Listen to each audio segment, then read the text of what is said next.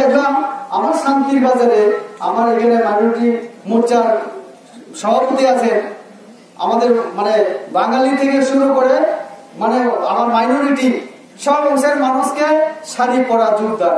আমি অবাক হয়ে গেলাম, তারা তো শুধু ত্রিপ্রাসা। আমি আমার টাইটেল কি রেবতী ত্রিপুরা, আমার তো টাইটেল পর্যন্ত ত্রিপ্রাসা আপনারা মানে চিন্তা করেন এবারে আমার মধ্যে প্রিয় আছে কি নাই তো যারা ত্রিপ্রাসা, আমি তো টাইটেল আমার মা বাবা থেকে শুরু করে দাদুর আমার থেকে আমি ত্রিপ্রাসা।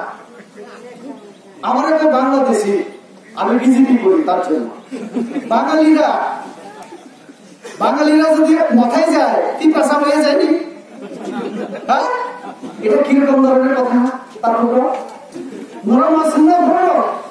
খালি ত্রিপ্রাসা রাজ্য নাই নিজেও, তারপর ক্ষমতা ফেমেনি পড়ে গায়। ওই দিন ওই মাথা দলের যিনি নেতা তিনি তো ভালো বক্তা, কারণ অভাব নেই। আমরা কারা চিন্তায় থাকি, ভাষণ জানি না, কথা জানি না, গরিব গরিব মানুষরা একটু চিন্তায় থাকি, কথাবার্তা কম, ইচ্ছাই নেই। ওনার তো এরকম কোনো অভাব নাই, জন্মগত থেকে মানে কত কিছু। কি সুন্দর ভাষণ দিল, আমি তো ভাবছিলাম খালি ত্রিপ্রাসা শব্দ ছাড়া আজকে আর কোনো শব্দই আমি শুনতে পাবো না। বললেন হিন্দু, মুসলিম, বুদ্ধ, খ্রিস্টান, বাঙালি, ত্রিপ্রাসা সব মিলে মিশে আমরা গ্রেটার ত্রিপুরা করবো। তাইলে ভাই নরেন্দ্র মোদী যে স্বপ্ন একবার শ্রেষ্ঠ ভারত আর বিপ্লবদের যে প্রথম থেকে এক ত্রিপুরা শ্রেষ্ঠ ত্রিপুরা, এরকম যে ত্রিপুরার কথা, হ্যাঁ এটা নতুন কি? আমরা যদি বাঙালি, পাহাড়ি, জনজাতি সবাই একসঙ্গে থাকতে পারি, তাহলে বিপ্লব দেবের এক ত্রিপুরা শ্রেষ্ঠ ত্রিপুরা তো গ্রেটার ত্রিপুরা, ঠিক কি? তাহলে কি আমি ত্রিপুরা, আমি হয়েছে বাংলাদেশে বিজেপি করি তার, আর আমার বাঙালি ভাইয়েরা যদি যাই এখানে হয়ে যায় ত্রিপ্রাসা, বাবা কোন ভগবান যেন তাদেরকে তৈরি করে। তো এটা কেমন কথাবার্তা, বিভ্রান্তি, মানুষকে বোকা বানানো, বোকা বানিয়ে রাজনীতি গঠন করা। বলেছিলেন 10 तारीख রেজাল্ট হবে, 11 तारीख से मैं दिल्ली में धरना पे बैठूंगा। कोई नहीं, এখন কয়নি। আমি তো চ্যালেঞ্জ দিয়ে কোনো বিপ্লব দেবে না জানিয়ে গেলে 1 মাস 1 বছর বইয়ে থাকলেও নরেন্দ্র মোদী দেখাই করতো না, গ্যারান্টি দিয়ে কইতে পারি, কারণ আমি ডাইরেক্ট নরেন্দ্র মোদীর মানুষ, আমরা ডাইরেক্ট নরেন্দ্র মোদীর মানুষ। আমাদের সঙ্গে যারা ইয়ে করবো এরকম বেমানি দেখা করতেই দিতাম না, এটা এরপরে তাকে দিতাম না, আমি সিনিয়র। এই তো বিজেপির বিরুদ্ধে কেন বলেন না কিছু কিছু মানুষ, কারণ ওই বিপ্লব ভাইয়া আমি তো দিল্লিতে যাইতেছি, ভাইসাব মানে মোদীজিরা একটু কয়া রাখো না, পরশু দিন যাকে আমার সঙ্গে দেখা করে। এই জন্য বিপ্লব দেব ভালো, বিপ্লব দেব এখন বাংলাদেশি করতে পারে না, তারা একদম চলিতে বাসাই যদি আমি বলি বাংলাদেশি শাসক বিপ্লব দেব না আর সালিয়া কাকুরা ভক্তি কারণে, কারণ বুন্ন থামচিকারি খাই গেলে বেদর হতো, কারণ মোদীরও সাইরি নাই দেখা আপেন্ডেন্ট দাঁড়িয়ে। এমনই ভাবে আমাদের বিপ্লব দেবের দিলটা দেখুন, মনটা এখন তো কাজ করতেই, কাজ করে দেখাইতেই। খুমুলুঙ্গে আদর যত্ন করে নিয়ে গেল, খুমুলুঙ্গে স্বাস্থ্য হেলথ হসপিটাল ঠিক করতে। ওই যে নরেন্দ্র মোদী যেমন 56 ইঞ্চি নেই, তার দলের লোক আমার মুখ্যমন্ত্রী 28 लाख, ठीक है मैं 30 কোটি দিয়ে दूंगा, 30 करोड़ দিয়ে दूंगा। কইছে বিপ্লবটা চাইছিল 28 কোটি দিয়ে লইছে 30 কোটি। কইছিল দাদা আমার একটা 100 সিটের একটা হসপিটাল করে দেয়, মাত্র 150 করে দিব। কইছে কিনা? তো এখানে তো প্রমাণ, অক্সিজেন প্লান্ট লাগাইবো বলে ডাক্তার কই থেকে যাইব, কেন কই থেকে যাইব ডাক্তার? পঞ্চায়েত সেক্রেটারি কার্ড দাদা হিসাব করে দেখেন একবার তোমার কত জন আছে। ওইখানে যে CEO chief executive officer, IAS officer, TCS officer, তুমি পরীক্ষা দেওয়া তারাই করছো? হ্যাঁ না তো হয় এটা নরেন্দ্র মোদীর, নাহলে টিসিএস কারা বিপ্লব দেবের লোক। তারা ছাড়া আমারও চল। তো এখন কি কইতেছে, না না পাহাড়ি বাঙালি হিন্দু মুসলিম বুদ্ধ খ্রিস্টান সব এক হয়ে আমরা থাকবো, এটা ত্রিপুরা নয়। পরিষ্কার করো ভাই, তুমি কইছিলে শুধু ত্রিপুরা ছাড়া জায়গা নাই। হ্যাঁ, এই হচ্ছে মানে উদাহরণ। 100 টাকার মধ্যে বেতন ভাতা জল ইত্যাদি অফিসের ফ্যানের খরচ, হাওয়া এসি যে খায়, 75 টাকা খরচ হয় এডিসিতে। টাকা কে দেয়? রাজ্য সরকার, কেন্দ্রীয় সরকার। মেশিন আসেনি, টাকার মেশিন তোমার। হ্যাঁ, তুমি যে পঞ্চায়েত তালা মারবো, আজকে তোমরা আইতে পারবে না, গেলে মাইরা লোমো, তালা মাইরা রাখবো, তালা মারাই থাকবো, আর কেউ খাওয়ার লাগবে না, কেউ কারো খাওয়ার লাগতো না। তার জন্য আমরা বলছি কি এভাবে চলতে পারে না। পঞ্চায়েত দপ্তর থেকে গত 4 তারিখ মে মাসে সম্ভবত, না জুন মাসের 4 তারিখ, মে মাসের প্রথম 1 তারিখ প্রথম নোটিশ, 4 তারিখ জুন, আরডি ডিপার্টমেন্ট থেকে পরিষ্কার করে নোটিশ দেওয়া হয়েছে। বিশেষ করে জনজাতি বন্ধুরা বা আমার ইয়েরা, আপনারা শুনুন একটু।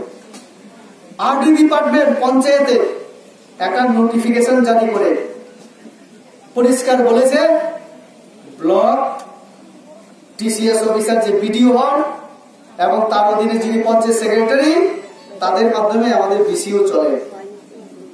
বললো এখানে কোনো কমিটি যদি হয় এটা সম্পূর্ণভাবে বেআইনি। এরপর আর কিছু বলার দরকার আছে? সব জানে, তারপরেও যাতে কাজ না পায় মানুষ, রেখা করতে না পারে, ভাতা না পায়, এই ঝামেলা লাগাই কেন? সাধারণ মানুষকে কষ্ট দেওয়ার জন্য। আর এই ত্রিপ্রাসার জন্য যদি এত মন কাঁদে তাহলে দাও, যা আছে আর খুলে দাও, রাজপ্রাসাদ যত আছে বরং দিয়ে দিন। কাউকে 50,000 টাকা দিয়ে ফেসবুকে কতদিন চলবো দেখবো আমরা? 50,000 টাকা আমরা দিতে পারি কষ্ট করে, একবার অন্তত 5 বার না দিতে পারলে। কিন্তু কতদিন? ওই নরেন্দ্র মোদীর কাছেই যাইতে হইব আর বিপ্লব দেবের কাছেই যাইতে হইব।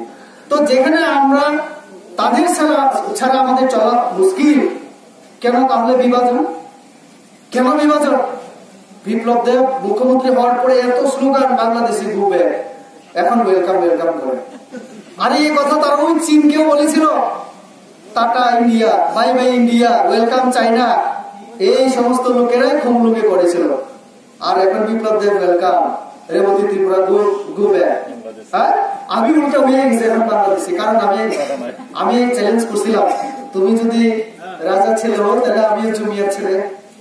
হ্যাঁ, আমি খুঁজছিলাম, তার কারণে অন্যায় আমার, তার কারণে অন্যায়। এগুলো মুখেরও আমার হুমকি দিল সবাই দিলা, জন্মিলে মরিতে হবে অমরকে কোথা কবে, একটা কবির লাইন আছে। এখন আমরা আছি পদনোয়াতিয়া পাড়ায়। আমাদের এই পাড়ার বুথ কমিটির উদ্যোগে আজকে একটা যোগদান সভা হয়। এই সভায় 14 পরিবার থেকে 58 ভোটার বিভিন্ন পার্টি ছেড়ে, আমি শুনেছি মথা থেকে আরো বিভিন্ন বিরোধী দল থেকে আমাদের দলে যোগদান করেছে। এই যোগদান সভায় আমাদের মন্ডল কমিটির সমস্ত কার্যকর্তা, প্রেসিডেন্ট সহ, আর আমাদের এমএলএ আছেন, এমডিসিরাও আছেন এবং আমার মোর্চা বিভিন্ন জেলার পদাধিকারী সবাই আছে। এখন বিভ্রান্তি না হওয়া আমার প্রথম অনুরোধ, কারণ অনেক বিরোধী দলগুলি অনেক কিছুই বলে। কেউ কৃষকদের সাথে আমরা লড়ছি এই কথা বলে সারা ভারতবর্ষকে একটা অশান্তির পরিবেশ তৈরি করার চেষ্টা করে। এই রাজ্যে দেখছি জনজাতি এবং বিভিন্ন জাতির মধ্যে একটা দ্বন্দ্ব লাগিয়ে রাজনীতি করার চেষ্টা। তো কাজে এই সমস্ত যে ষড়যন্ত্র, সেটাতে যেন কেউ পা না বাড়ায়। আমরা দেখেছি নির্বাচনের আগে অনেক কথা বলেছিল, নির্বাচনের পরে ইদানিং যে 24 এবং 25 তারিখ আমাদের এডিসিতে যে অধিবেশন গেল দুদিনে, সেখানে আবার দেখছি হিন্দু মুসলিম বুদ্ধ খ্রিস্টান সবাইকে নিয়ে থাকার কথা বলছে। তো ইলেকশনের আগে একটা কথা, ইলেকশনের পরে একটা কথা, কোনো সময় শুধু ত্রিপ্রাসাদের কথা বলা হয়, কিন্তু আবার কোথাও কোথাও দেখছি আমাদের বাঙালি আমার মায়েরা বোনেরাও যোগদান করছেন। তো বাঙালিরা আবার মথাতে যোগদান করলে ত্রিপ্রাসা হয়ে যায়। তো এটা সারা ত্রিপুরার মানুষ দেখছে। কাজেই এইটা যে বিভ্রান্ত করার যে প্রয়াস তাদের, এবং বিভ্রান্তি না হওয়ার জন্য আমি আমি আমার দলের তরফ থেকে এবং আমরা সবাই পুরো রাজ্যবাসীর কাছে আমরা আহ্বান আমরা বলছি আবার ক্ষমতায় আসবে। সিপিএমরা দেখুন একটু অন্য ধরনের পার্টি, সারা বিশ্বে তাদের উদাহরণ দেওয়ার মতো আমাদের হাতে নেই। কারণ তারা প্রথমে স্বপ্ন দেখিয়েছিল সারা বিশ্বেই ওই যে শ্রেণী সংগ্রাম হবে, কোথাও শ্রেণী সংগ্রাম হয়নি। আর মার্ক্সবাদের যে তত্ত্ব, আমিও এই বিষয়ে মাস্টার ডিগ্রি করেছি, কারণ বাস্তব এবং তত্ত্বগত সেই ফারাক আমি বুঝি।